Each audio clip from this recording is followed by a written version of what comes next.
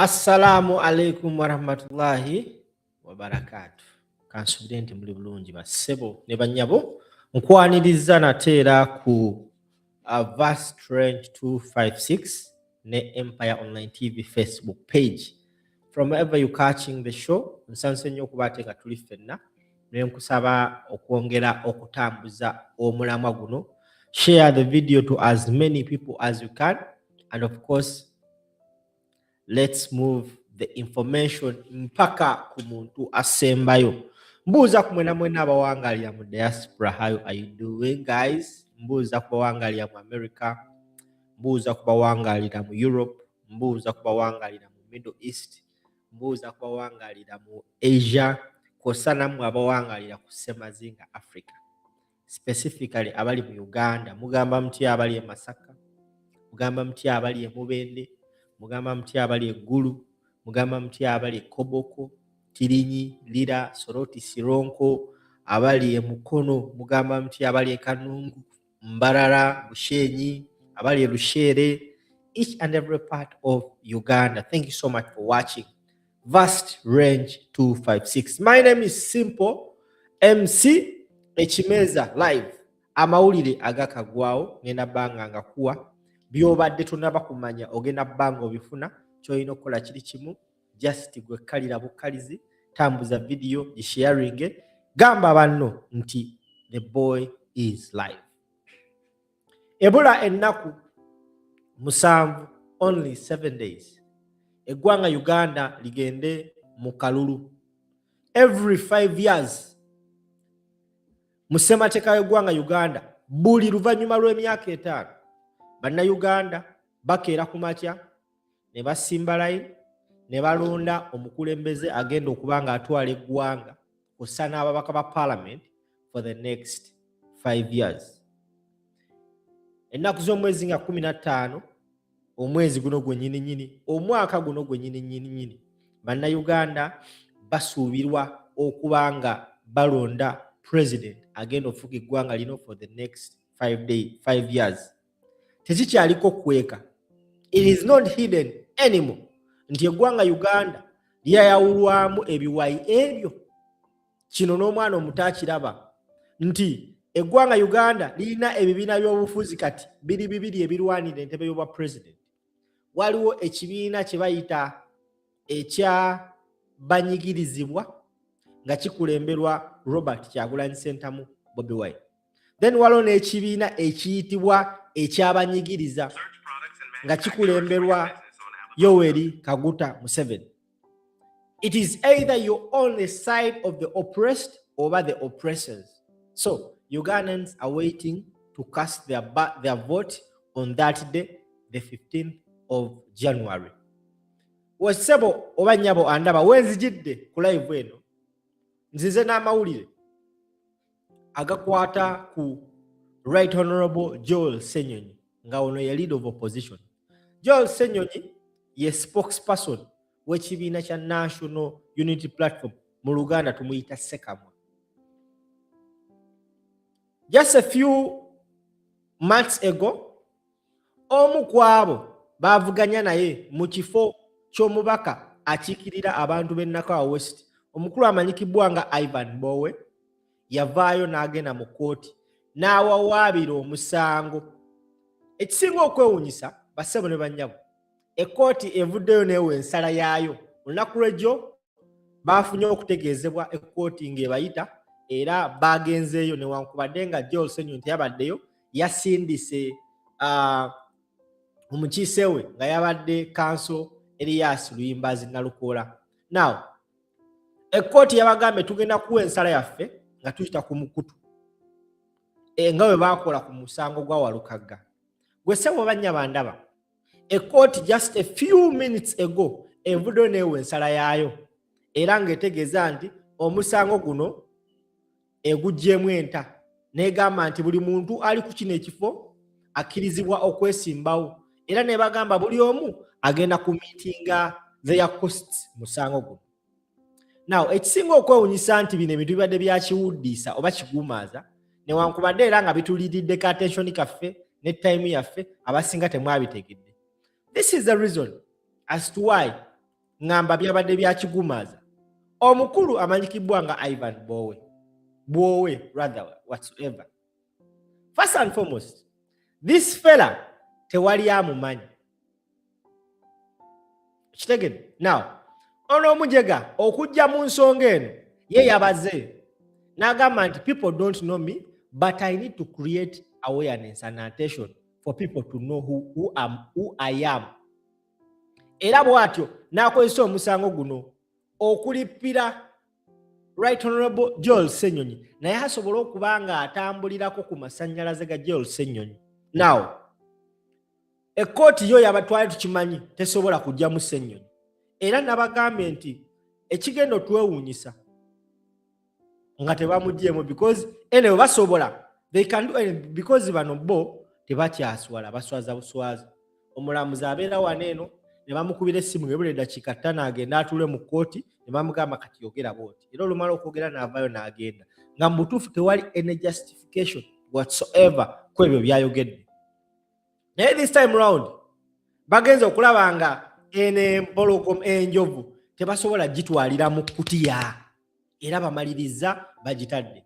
Ono Omujega Ivan Bowe eyawawaabira omusango mbu ekifo Joel Ssenyonyi kye yasaba okukiikirira tekiriyo mu mateeka. Abaana abagenza okunoonyereza documentary nga this is a form declaration oba nomination declaration form ya candidature eya Ivan Bowe.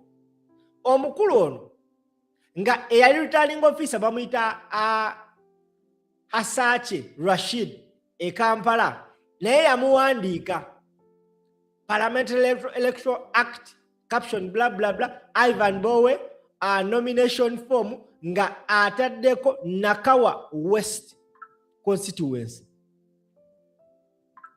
kyeyawawaabira. Now this fool teyawawaabira Joel Ssenyonyi, kino kankibagambe, yawawaabira akakiiko k'ebyokulonda ng'ayagala basazeemu abo bonna ababadde beesimbye okufuuka Nakawa West ng'agamba nti tewali Nakawa West constituency kyokka naye ku foomu ye eriko Nakawa West constituency. So kwegamba bino bibadde nga bya kisirusiru byakutuwuddisa byakutumalira budde. Naye era nebaza Joel Ssenyonyi ensonga zino Joel Ssenyonyi taziwadde makulu era sinawulirako Joel Ssenyonyi ng'avaayo okwogera ku nsonga zino. Ekisinga okwewuunyisa n'omusango bagusaze ng'asigalayo ku ballot tannaba na kupostingako wadde akulaga nti this was just nonsense kutulagingamu kutujja ku mulamwa because right now abakulembeze ba National Unity Platform essaawa zino ng'ebula ennaku 7 only 7 days tugende mu kalulu bonna at this time balina okubeera nga bali very ready. Sorry, ategedde excuse me. Abakulembeze bonna balina okubanga essaawa zino bali ready badduka wano ne wali beteekateekera ensonga eyokukuuma akalulu because akalulu k'obwa president mu ssemateeka y'eggwanga Uganda ekisinga okwewuunyisa akalulu k'obwa president tebakakola ki tebakalangirira ku district era emugusonga lwaki tebakalangirira ku district mwe bayitira ne bakabba era bawa results ne bagamba ze zino zaafunye mu eno district naye si bye ebyenkomeredde. Now lwaki twetaaga ababaka ba parliament bano tulina okubeera nga bali ku alert nga bali serious kwe kutandika okutegeka tiimu egenda okumaaninga akalulu kanino because tuli mu kalulu aka protest vote where they require okakuuma okanoonya okalonda okakuuma n'okalwanirira. Mu kino twetaaga abakulembeze bonna abali ku alaali ku mustawa okubeera ready okwetaba mu nsonga zino. Now gwe ssebo bannya batulaba mukutu ekisinga okwewuunyisa akakiiko k'ebyokulonda baakawaandikira ba National Unity Platform nga babasaba National Voters Register because Ssemateeka akirambika bulungi nnyo nti ng'ebula ennaku 14 ng'ebula ennaku 14 tugende mu kulonda. Akakiiko k'ebyokulonda kali obligated okuwa ebibiina ebyetabye mu aka akalulu results oba voters list oba amannya enkalala z'abalonzi bonna abagenda okulonda akalulu ako balina okuba nga baziwa ekibiina ekyetabye mu kalulu ako. Bassebo ne bannyabo, NUP yawandiikira akakiiko kano on the 6th, naye ekisinga okwewuunyisa empapula baazibawadde jjo ng'ebula ennaku 7. Lwaki ssemateeka yagamba ennaku ng'ebula ennaku 14? Ezo ennaku 14 zimala ekibiina ekyo okweteekateeka otunula mu mpapula ezo. So bano abasajja baagaana deliberately okuwa ekibiina empapula ezo nga oba oliawo because NUP yagamba nti tufunye okutegeezebwa nti enkalala z'abalonzi zaakyankalanyizibwa, mulimu amannya ag'eddiŋŋanamu, mulimu ebintu ebitakwatagana mwe baagala oyitira okubba akalulu. Kati NUP n'ebasaba empapula ezo nga bukyali basobole okuba nga bazitunulamu nga bekkaanya basobole okukola complaints nga bukyali. Now bano abasajja baakikoze kagendere, babawadde empapula jjo ng'ebula wiiki emu, only 1 week tugende mu kulonda, nga bakimanyi nti they will not have enough time okutunula mu mpapula zino basobole okuba nga bayisaamu ebyabwe. Bassebo ne bannyabo, bano abaana abavuganya Museveni bajja bamazeeko. Secretary General w'ekibiina kya National Unity Platform David Lewis Rubongoya uno akunnyonnyola nti empapula final amaze n'azifuna era bagenda kukola buli kisoboka okulaba nga bakola kye balina okukola nga tetunnaba kugenda mu kalulu. Njagala owulirize ebigambo bye yayogedde we are receiving empapula zino then tukomewo tovaawo. Oli live ku kimeeza bampita Simpo. Nsanyusa okulaba gwe yakatwegattako katukomewo after this. Abantu baffe bonna abatulaba mbalamusizza. I send you greetings all of you comrades who are watching us. As you can see here we are. We received these registers last night, literally 7 days to elections, which is very unfortunate because as you know, the law commands the Electoral Commission to give us these registers at least 14 days to the voting. They should have given them to us long ago, but they've just given them to us because the whole idea of giving us these registers should be, one, to verify, to check with our local teams on ground to establish whether the register is whether the register has that integrity that we keep talking about. So it's unfortunate that it was given to us late, but it is here. This is the National Voters Register, as you can see from the different districts. What we do is to call upon our people who are in these registers to vote for change, to vote for the National Unity Platform, to vote for the umbrella at all levels. So our teams will be sending these documents to the different polling stations across the country so that we are able to verify that these people are the real voters who should be participating in the election. The challenge, of course, like I said, is the timing. If these documents are given too late, if you want to analyze to see whether there are multiple voters, like we've seen on the online system, it becomes very difficult because these are physical copies with the pictures. So it means that you have to get one constituency, compare it to the next and all that, but we'll be able to do whatever we can in the time remaining. We are left with only 7 days to the protest vote. We thank those who called their friends yesterday, to family members and all that, those who listened to our president's message and called people across the country. We encourage you to continue making those phone calls because that is the only way we can make sure that the message reaches everyone. Thank you very much. Your power, our power. All right. Ayoyo Secretary General w'ekibiina kya National Unity Platform David Lewis Rubongoya ng'akunnyonnyola ku nsonga z'ekibiina oba ekitongole kya Electoral Commission finally bamaze ne babawa enkalala z'abalonzi babadde basaba for over a week. Ebula ennaku 7 tugende mu kulonda. Olunaku olwaleero akulembera ekibiina kya National Unity Platform His Excellency Robert Kyagulanyi Ssentamu Bobi Wine azzeemu kaweefube w'okutalaga ebitundu by'eggwanga ebyenjawulo. Era olunaku olwaleero gwe ssebo bannya batulaba amakanda asazeewo kugenda gasimba mu Western Uganda. W'otunuulira ensonga z'ebyokulonda, Western Uganda eno abantu abasinga mu kusooka baali baginyooma nti National Unity Platform terinayo maanyi. Naye Bobi Wine alina engeri gy'akuttemu ensonga y'akalulu mainly mu Western Uganda.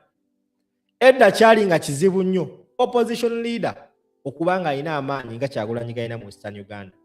Newankubadde nga yali avuganya Museveni yali ava mu Western part of Uganda. Now Bobi Wine olunaku olwaleero lwali ze zibadde zina kubeera mu Kanungu then n'embalala. Naye 1 hour ago ng'akozesa omukutu gwe ogwa X apostinze n'agamba nti the venue for our rally in Kanungu (Kihihi) has last minute been given out for an NRM function. In light of this, we are covering Mbarara only. Uganda will be free. Ekifo ubabadde bapangisizza nga buli kimu kiri set up okukolerawo rally, that is Kihihi Polytechnic ku ssaawa esembayo nga ali mu kkubo okugenda e Kanungu. Ekifo bakigabidde NRM wabaddeyo omukolo gwa NRM era n'abagamba nti tugenda ku concentratinga ku Mbarara era n'agamba eggwanga Uganda ligenda kubeera free. Kino kibadde nga kikolebwa ebbanga lyonna naddala Bobi Wine ng'agenze mu bitundu nga bya Western Uganda because buli wagendayo amaanyi gabeera mangi. Abasinga twali tetusuubira audience oba reception oba okwanirizibwa Bobi Wine kwe yafuna bwe yagenda Embalala. Abantu bakeera we yasula nga bangi. Bobi Wine atambula okuva Embalala mpaka ku venue yali agenda Mbarara mu kibuga mpaka we yali agenda okukola rally, jamu n'akwata. Newankubadde nga n'amakubo agamu baagaggala. Abaana bakwatibwa Embalala bangi nnyo. Naye even after nga abaana bakwatiddwa abantu Embalala beeyongera okwagala Kyagulanyi. So olunaku olwaleero agenda kubeera Mbalala era abantu b'Embalala mwenna mutegeezebwa nti omukulembeze waali nnyonnyo era enteekateeka zaatandise dda okuba nga zigenda mu maaso basobole okuba nga baaniriza omukulembeze His Excellency Robert Kyagulanyi Ssentamu Bobi Wine. Nibwo ennaku 7 era muzina ennaku 7 agenda talaga ebitundu by'eggwanga ebyenjawulo. Agenda beerako e Busiru, abantu b'e Nansana municipality mu Mulinde, abantu b'e Mukono olunaku olw'enkya gy'agenda okubeera. Agenda kubeerako alina okubeerako mu Kampala Central. Now wano wagenda okuba okulya n'okukomba essowaani. I strongly believe mu lwale za Bobi Wine ezisembayo ayinza okumalira e Kampala Central emba sirimbye because atalaze Kampala yenna naye Kampala Central tannaba mugendamu ate nga we wali omutima gw'eggwanga. Now Kampala Central, at the geographical location of Kampala Central, mwe muli offices ezisinga okuba ennene, mwe muli State House, mwe muli Parliament, mwe muli ekkooti ensukkulumu, mwe muli Bank of Uganda. Kwegamba, I just don't know. We are looking for a venue where Bobi Wine can host a rally in Kampala Central. Mbutuufu ng'olaba venue emugwana emusaana erina kubeegi emu, that is Kololo Airstrip, because e Nakivubo tasobola kubeera olwansonga it is in the center, the business area, nti jama ajja kukwata emirimu gimu mpazi nga bagambe nti olunaku Bobi Wine lwagenda okubeera mu Kampala Central agenda beera Nakivubo abantu temugenda kukola public holiday. Naye bwe kiba ekyo enguudo ziri mu Kampala Central awo ntono nnyo okusobola okwaccommodatinga Kyagulanyi Ssentamu Bobi Wine obwagazi bw'alina. So this time round nga tewali bimukugira, simanya akina COVID-19 akina biki, unless nga bataddewo buteesibi restrictions ebitali na mateeka. ayina okukola rally mu Kampala Central. Rally ye Kawempe zombiri zaali successful. Newankubadde nga baabalemesa abantu baaliyo mbungi na buli kati zikyayogerwako eze Kawempe. Rally ze Nakawa zombiri nazo zaali successful. Newankubadde waliwo okutaataaganyizibwa abantu era bajja mu bungi. Rally ye Makindye nazo zombiri zaali very successful.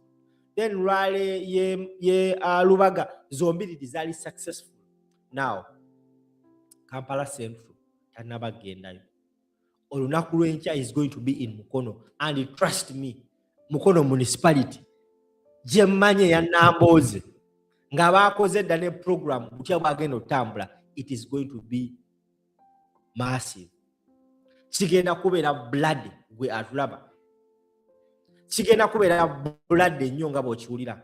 Olunaku olw'ejjo era omukulembeze yavuddeyo n'ayongera okukubira abantu omulanga. Jo yabadde nga holiday, abannakyukakyuka baawumuddemu tewabadde rally, era olwo olunaku bassebo ne bannyabo omukulembeze yasaze otegeeza buli omu akubire abantu 50 mu phone book ye.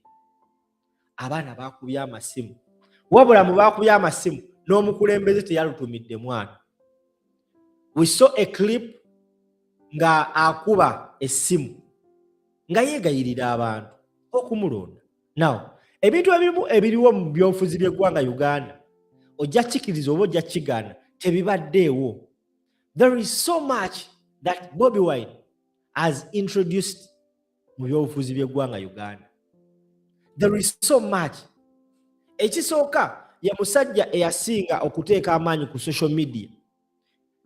Era ne Museveni naye bazuukusereeti otandika oteeka akazito ku social media. We saw YouTubers, TikTokers, blah blah being paid. Waliwo ba TikToker abamu abaali beekweka naye babawadde omugati ne gubalakira mu kamwa. As we talk right now, ogenda ku TikTok accounts zaabwe nga bali muteekako content wa Museveni. Bagenda kikola mpaka we tugenda mu kulonda. Wesebo banya bandaba. Bobi Wine yagambye nze ensonga ngenda gya approachinga in a different way. Oba yazuukuse n'akirota bulosi, oba Subi yakimugambye, we also don't know. Yazuukuse n'atugamba let's call. Yagambye buli muntu ayina afuna abantu 50 mu ssimu ye. We tubanga tuli abantu emitwalo 10 ffenna ne tukuba amasimu nga buli omu akubira abantu 50, kiba kitegeeza tugenda reaching abantu miliyoni 5. 5 millions. Akalu akagwa Museveni yakawangula, yagamba nti yakawangula obulubu yafuna wabulaba. Tugenda mu kalulu kanene ne tulina okumanya our stand. You need to know where you stand mwenga aba national unity platform. Fena tukimanyi bulungi nnyo NUP wano mu Central Buganda y'amaanyi nga bw'okiwulira nnyo era Museveni tasobola gimirira mu maaso. Wogenda mu Eastern Uganda nayo y'amaanyi, wogenda mu Northern Uganda nayo y'amaanyi. Kwegamba odds zonna ziraga bulazi nti unless nga bagenda kakwatamu naye this time round kigenda bba kizibu kubanga abaana bali ready okukola buli kisoboka okulaba nga baregaininga amaanyi gaabwe. Newankubadde nga a lot is being done okubanga banafuya. Kyannaku nnyo nti tuli mu kalulu this time round akulembera akakiiko k'ebyokulonda nga byayasanze byakola. Olunaku lw'ejjo era twafunye amawulire. Posti omukulembeze gye yatadde ku mukutu yagambye guess what just happened. Byabakama's fraudulent, incompetent and partisan electoral commission today has declared the NRM woman MP candidate for Wampara district unopposed. NUP nominated a candidate for the same position. Our candidate was imprisoned and forced to denounce us in order to regain her freedom. Those who stood their grounds and refused to denounce us are still in jail. But by law, she remained a valid nominated candidate. The law is clear. A candidate sponsored by a political party can only be withdrawn with the party's express consent. The party wrote to Byabakama weeks back indicating that we are not consenting to the withdrawal of any candidate. However, in a case of very shameless partisanship, they went ahead and declared this regime persons unopposed. These criminals continue to give the people of Uganda every reason to stand up and reclaim this country. Omukyala oyo gwolaba ku screen Kikyoncho Sarah Tatu kigambibwa nti yakwatibwa n'atwalibwa mu kkomera n'abalala bangi, wabula okuba tababa wakakwakulizo. You have to denounce national unity platform. Olina okwegaana NUP. Bw'otajeegaana ogenda sigala mu kkomera. Omukyala ono n'ajeegaana. Mu kujeegaana ne bagamba nti avudde mu race. Naye ssemateeka akirambika bulungi nnyo nti omuntu yenna nga abadde sponsored by the party tajja kuva mu race unless ng'ekibiina kisayininze. Era national unity platform ennaku z'omwezi nga 2 December kyawandiikira akakiiko k'ebyokulonda, that is the letter you're seeing on screen, unauthorized withdrawal of candidature notice purporting to originate from the national unity platform. Bamujjamu nga ekibiina tekimanyi because ekibiina kye kirina okusayininga, which means bano baakola byabwe. Akakiiko k'ebyokulonda kazze kawanduukulula abantu ba NUP nga we balangirira aba NRM unopposed. Navaano ne mbagamba nti bano abasajja n'abakazi baneeno ekyabatuukako mu 2021 babadde tebali ready kibatuukeko this time round. Era temwewuunya nnyo unless nga bannayuganda tulwanyi ne tukyusa eggwanga lino. Musobola okukeera ku makya kasita basigalako nga NUP n'ababaka batasukka mu 10 mu parliament, because this is what they are fighting for. Okategedde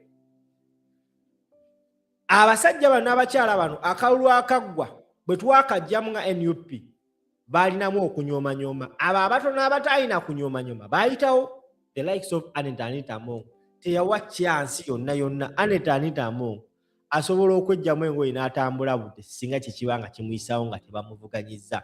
Y'omu ku bantu bemanyi mu nsi muno kati b'emparanka abatya competition. Dina kalukali akaggwa Shikema unopposed. Era embeera gye yateekawo yalemesa. Ku kano abaana babadde abazenga beeteeseteese. Abantu basatu nga tebanaba nagenda ku nomination day.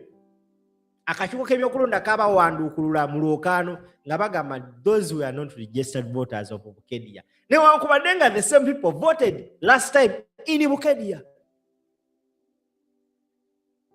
Kati this time round NUP n'ekizuula nti ayagala kukola ki? Kuteekawo mbeera. Because wobanga walaba Bobi Wine yagenda e Bukedia, osobola okkiriziganya nange nti e Bukedia amaanyi gye gali mangi. Era Anita Among gaatya. Baleeta omukyala Asio omulala oba ya nerabira erinnya lye. Omukyala oyo nga mutuufu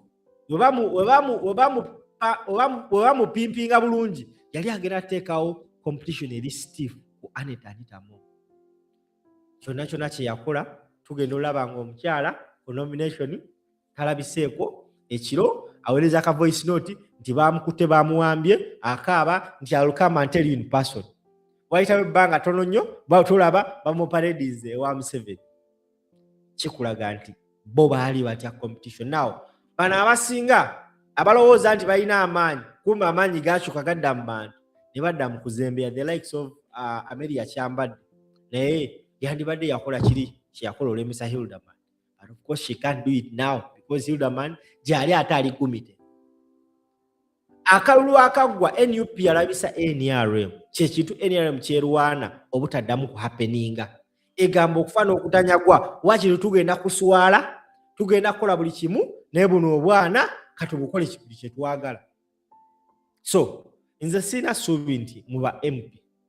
Essuubi eryange ndiina mu mukulembeze bw'akyuka bw'ati. Naye yagamba we can even order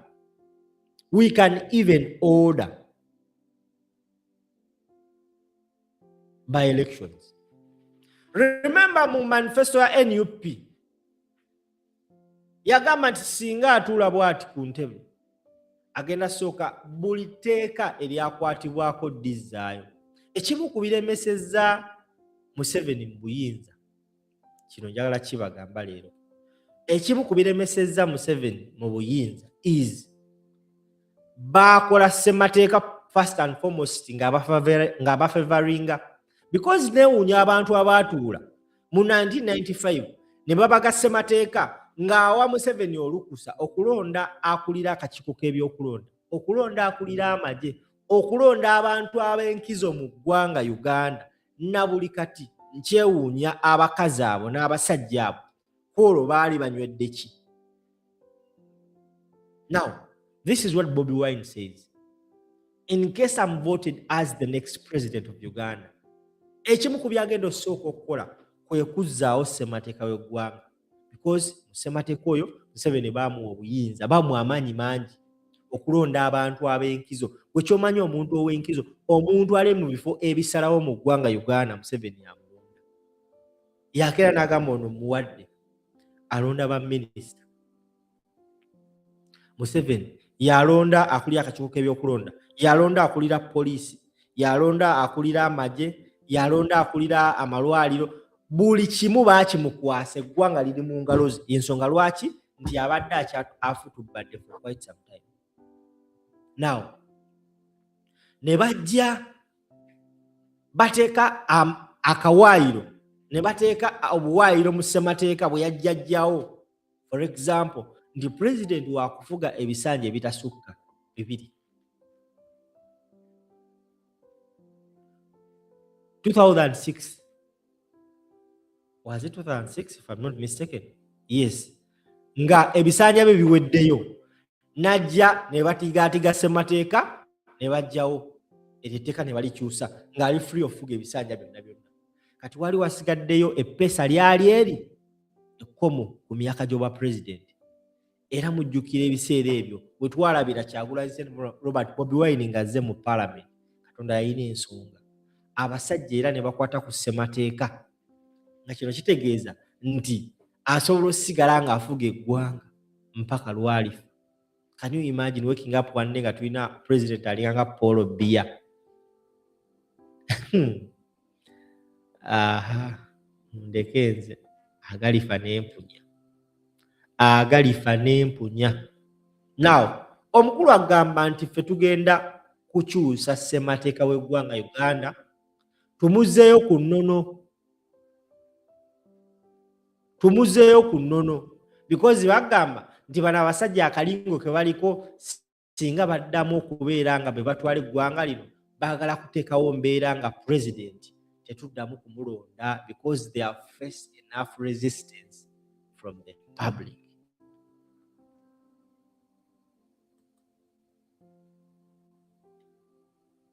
Okategedde, they have faced enough resistance from the public.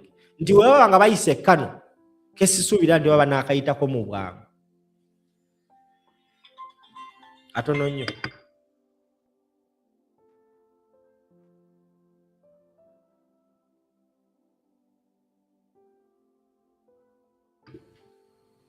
Thank you. Sorry banaye munansonyiwa okubanga ndeseemu embeera awo naye we're back. So, ladies and gentlemen, ennaku z'omwezi nga 15 Uganda is going to vote. Bwe munna-Uganda olina akalulu ku kamu. Naye akalulu ako nkusaba gwandaba tokanyooma. Akalulu ako ke kagenda okusalirawo. Kagenda kusalirawo eggwanga lyo bwe ligenda okuba nga lifugibwa. Era gwe munna-Uganda abantu babadde balina embeera egamba nti ffe tetugenda kuddamu kulonda kalulu, simanya kalulu bakabba. Ngenda kuyimirira wano eno mpe Kyagulanyi Ssentamu Robert Bobi Wine ebimuli bye nti abantu baali bakyawa okulonda, naye omusajja ono azzeemu n'ayagaza banna-Uganda okulonda. Waliwo abantu abagamba nze sisobola kuddamu kulonda because tukimanyi bagenda kabba. Naye akoze buli kisoboka, akozeseza means zonna okuddamu okwagaza abantu first and foremost eggwanga lyabwe, bendera ya Uganda tugirabye ngezzeemu okubeera n'omulamwa. Tavudde awo abantu azzeemu obbaagaliza okulonda. According to the Electoral Commission, the registered voters bali mu 22 millions. Last time bali mu 17 millions. Kino kiba kitegeeza nti abaana abaali ab'emyaka 13, 12, 14, 15, 16, this time round are registered voters.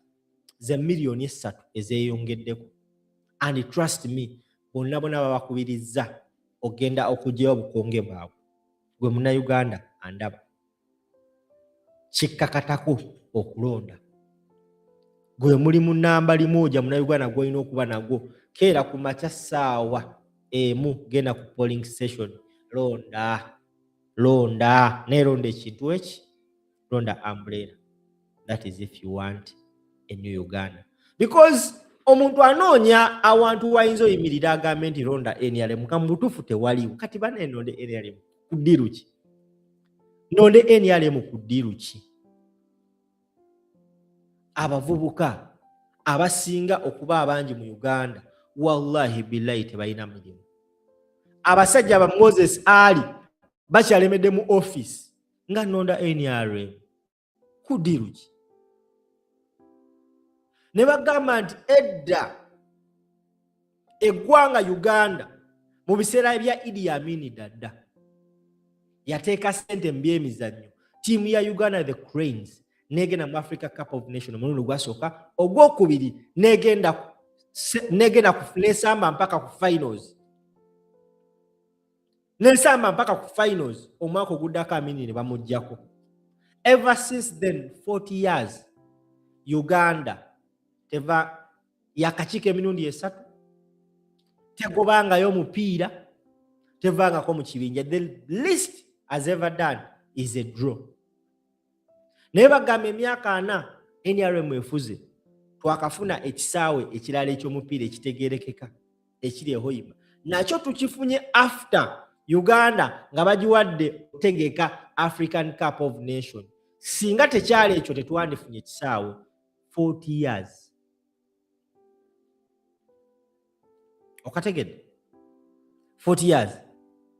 Naye nga Uganda egula emmundu, egula ebimoloka bya tiyagaasi, egula buli kimu ekisobola okuba nga kibakuumira mu buyinza bakigula mu budde.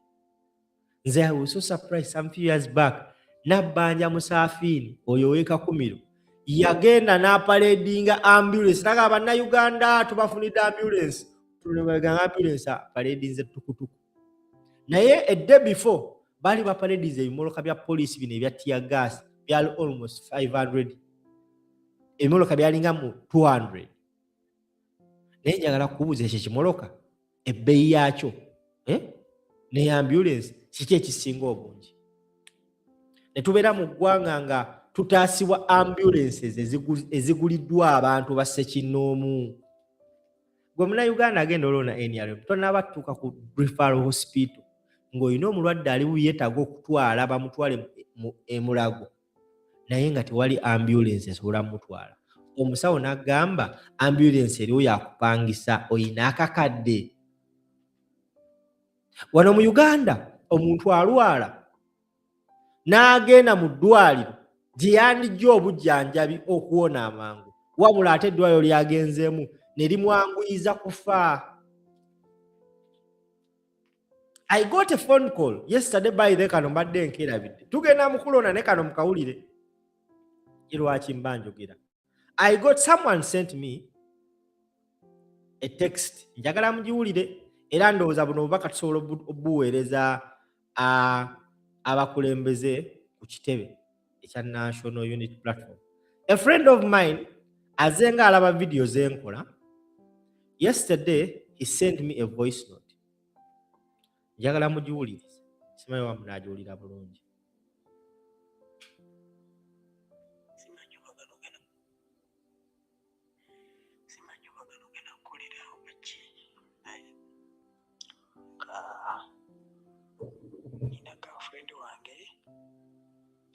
Agenda kukolera Electoral Commission. Naye muyinza obutawulira bulungi. A friend of mine called me n'angamba nti alina girlfriend we akola mu Electoral Commission. Yamugambye abantu ababadde balina okukola be batandise traininga abasinga bagiddwamu balina be baleese. So mwena abagenda obeera ku polling stations mukegerereze kaneeno. Electoral Commission yatandise traininga abantu abagenda omumaninga akalulu kaneeno. Naye mu babaddewo bagobye bangi nnyo ne bagattamu abalala. If you would love to join me live, please feel free by simply tapping the link I've put in the comment section. David agenda kunyamba agipininge waggulu. Eyo link bw'ogikoonako egenda kubanga ekuleta live waneeno twongere okubanga tuwayawaya ku nsonga eno. Feel free by simply tapping that link gyentadde mu comment section. Ako kalinki kakooneko, bw'okakoonako ogenda kugoberera endagiriro. Endagiriro ogenda ng'ogigoberera ojja tuuka live wano mu studio oneetabeko twongere okubanga tudiscussing ensonga eno. Now, akakiiko k'ebyokulonda katandise okusomesa abantu abagenda omumaninga akalulu ennaku z'omwezi nga 15. Naye ekisinga okwewuunyisa, abantu ababaddewo abasinga bagobeddwa ne baleetamu abapya. We don't know bano abapya bali ku mulamwa oba balina omulimu gwe bazze okukola. Ensonga lwaki omukulembeze yagamba nti tugenda mu protest vote ennaku z'omwezi nga 15 okukanoonya we kukoma. Era yagamba ku makya 11 fuwa firimbi zukusa buli omwazi okuke. I even don't know kigenda beerawo ennaku z'omwezi nga 15. Genda ku polling station londa de mabbali 20 meters nga amateeka bwe galagira. Tetulina kwesiga ba polling agents. Ensonga lwaki badde balemerako omuti tuveewo ku polling station is polling agent asobola obeera compromised. Ekyo tebakikulimba, asobolera ddala okubeera compromised. Ekigambo ekiyitibwa ssente kiveeko. Ono kyali wange yaŋŋambye abantu be bakyusizza babadde ba mu Kampala and Wakiso, Mukono ne districts ezirinaanyeewo ne urban centers baleesemu bantu baabwe bagenda omumaninga akalulu. So kati mwena ababeera mu tawuni ezirimu abantu abangi, because wano tukimanyi bulungi nnyo buli urban city, buli urban area, buli wali ekibuga Bobi Wine asingawo amaanyi. Kati baakute bano ba polling agents baabwe be baalese ne bagatta mu bano, naye nga bano baba designatinze kubeera mu tawuni. Era abantu abo bagenda kukola emivuyo mingi nnyo. Ensonga lwaki bagenda kukola buli kisoboka okutugoba ku polling station okuba bali omwaganya okukola kye bakola. Polling agent gwe tunaateeka basobola n'omukuba kalifomu ne yeebakaawo n'atuula mu katebe, okayala omusajja atudde mu katebe. It is possible. Polling agent basobola n'okujjawo naye n'amusimba obukale gwe wamuwadde mmeka. Wamuwadde mmeka ojja okuuma. Ogenda muwa kyesatu, ogenda muwa n'ekyemisana. Olw'omu amugambe genda kuwa million 3 vaawo. Museveni ekyetaga mu Kampala akimanyi temumwagala. Kampala bwe banga erina obululu million 2, million 1.2. Museveni teyeetaaga bululu bungi. Wafunawo 2 egy'obululu ne wafunawo 15 kimumala. Aba agenda gatta. So our aim is to make sure n'emitwalo 2 tagifuna mu Kampala. Otubanga tuli balonde ebyadda. Kampala ina abalonzi million 1.2. Tulonde tufolabanga n'emitwalo 2 tagiweza, kale afuna omutwalo. Omanyi kikitegeeza ntugende bagamba e Kampala Kyagulanyi afunye million 1.2 ez'obululu in Kampala. Ini Wakiso ng'afunye million 1.3 ini Wakiso already atubeera mu million almost 3. Kati ate tugendeko eri mu Western kinaaba kitya. So mwegendereze. Era abakulembeze kyemmanya ba NUP n'ensonga nayo bagitegeddeko. I know that because buli kye bakola buli kye bakola mu meeting zaabwe wabayo era abantu abajja okugamba eno abantu because bagamba Museveni yayingiza abantu be mu bantu baffe naye ate n'abantu baffe ate be basinga okubeera abangi mu babe. There are some information people get nga mu butuufu information yabadde crucial naye omuntu n'abeera mu meeting zaye n'agamba naye bano abasajja balimu.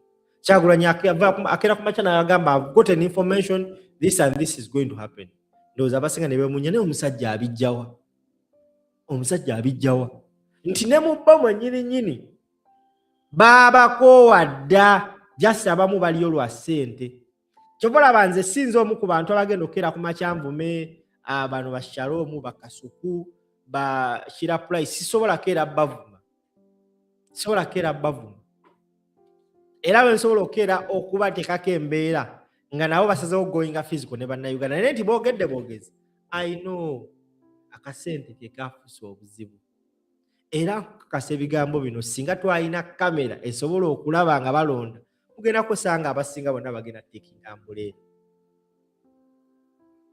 naye nze mbagamba ebigambo bino wammanga kyemukola mukikole naye mwegendereze ku bonna abagenzi tewali yali asinga yikyuli mu ddomo namaanyi tewali. Nalabye Frank Ntambi ng'alumba banne ng'abeewuunya okuba nti baatunze obwongo bwabwe. Nze sijja nnyo okuwa Frank Ntambi attention because mumanyi kyali waabwe era Omuganda yali mugezi n'agamba mbulya gw'oyita naye nkubulira empisa zo. Ekintu ekiyinza okwexoneratinga Frank Ntambi okumujja ku bali kwe kubanga akoze ng'ayimiridde ku kyayogera. Okategedde bano abasajja abagezi basobola okuzannya pingi pongo ate Kyagulanyi yategeera biri. Mujjukira ebiseera biri tamala emirundi yali awoggana ennyo tugenda olaba mutabani we yerese ku NUP nga yefudde wa NUP but later on twalaba true colors zaabwe. So let's not give those people much attention. Bakola akasente kaabwe kyemmanyi buli kimu bajja kisasulira maaso kaabwe ate tewali munnayuganda ayinza kubakuba teri ayinza bakwatako naye ensi esobola okunyiga ensi esobola okukuba ebiswanyi. Wotunira line up yonna nga bwe yali yagenze mu ebyo bya Museveni yonna wogitunuulira kusebo banya bandaba kino eno script wallahi billahi tallahi teyawukana na script bano abasajja gye bakozesa mu kalulu ka 2021 nga kuddiremu. Wotunulira script gye bakozesa this time round teyawukana na script eyakola mu 2021 era nabo baba paradinga mubajjukira ba Ashibaga Kato mubajjukira ba Isima All Access. I believe you guys remember all of them. Kubano bonna bolengerawo mu kifaananyi tekuliko muntu ali kwalaali ndi wa NRM era n'abasinga ojja balaba bigambo bye kati batandise dda n'okwewozaako. Lwaki weewozaako? Sigala kumusitawa oba asazeho ogenda eri totandika kwewozaako nti nze ono bw'ajja ngenda mukyaza oba wa NUP oba wa NRM. No, tokikola my brother. Ogenda kwekubya essasi ekimu ku byakubya Isima kubeera aganaageno neeno kyovola nti nze saagala bebe kulu naye nze mwa respect for one thing he has stood ku side yemu ebbanga lyonna newankubadde amanyiinfu tatangatanga. No, tatangatanga yava ne mu kitaawe Museveni waba bebe kulu sente simunenya kyekintu edikezo kyatandise oyingiramu.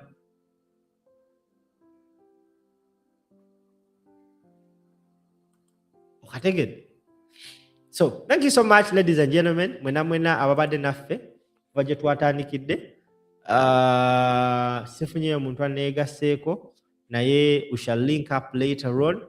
It has been me and you wano ku Vast Range 256 YouTube channel ate ne ku Empire Online TV Facebook page. Ngenda kujanga here and there tongera okuba nga tuwayawayamu naye nga amawulire agakoze olunaku olwaleero gwe ssebo banya batulaba leader of opposition the right honorable Joel Ssenyonyi ababadde bamutaddeko embeera y'okwagala omujja ku ballot, but of course as I talk right now tekikyasoboka. Ekkooti emaze n'esalawo nti agenda sigala ku ballot era bw'atyo ali mu nteekateeka za kuddamu kulayira because ffe ab'ennakawanze gye nnondera tewali kyoyinza kuŋŋamba, tulonda Joel Ssenyonyi. Now agenze ku mukutu gwe ogwa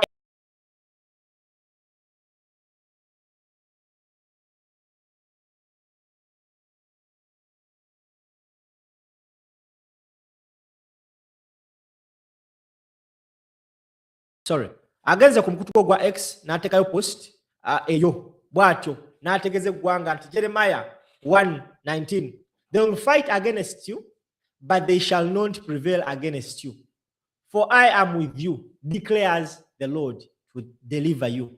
The effort of appeal and through this petition is audacious attempt to sneak to parliament to represent a group of people whose mandate has not obtained. I agree with counsel for the respondent that the Nakawa West constituency and Nakawa Division West constituency are one and the same, but often used interchangeably. Ensalawo y'ekkooti yategeezezza nti ensonga zino tezina makulu era bw'atyo Joel Ssenyonyi n'asigalayo nga ye mubaka owa Nakawa West constituency. Kale ko wonna abadde alowooza nti embeera yakuzanya oba ya muniino omala biseera, kyenkusaba genda weebake. Kenny Musisi, long time bro, ogamba otya mwana wa mama kasubira bulungi banaye edda nalina abagagga bange abanjokyanga ku ssente naye mwankyayira ddala bannaye wabayo omugagga alina ku ssente njokyayokko. Kenny okoze otya Kenny? Pa ku ssente ndyeko. Thank you so much Wamukulu, thank you so much Namulawa, thank you so much Segane, thank you so much Ino, thank you so much Kabugo Moses, thank you so much Hudu, Wachagulanyi, thank you so much Balingambe, thank you so much Twako wa Enkwe lyerinnya thank you so much Joy, thank you so much Ibra Ali na buli kisi atulaba gy'osinza okuba ng'otuwachinga. Only 7 days remaining tugende mu kulonda akalulu k'obwa president. My name is Simpo. Thank you so much for watching Vast Range. Please endeavor to subscribe. Make sure you tap the notification bell such that whenever we come live, you're always notified that we are live. Atoleme kubanga osubwa bye tuba tubaleetedde. Kama Katonda abankumira takumira mpeera, mbaagala nnyo, mwebale nnyo era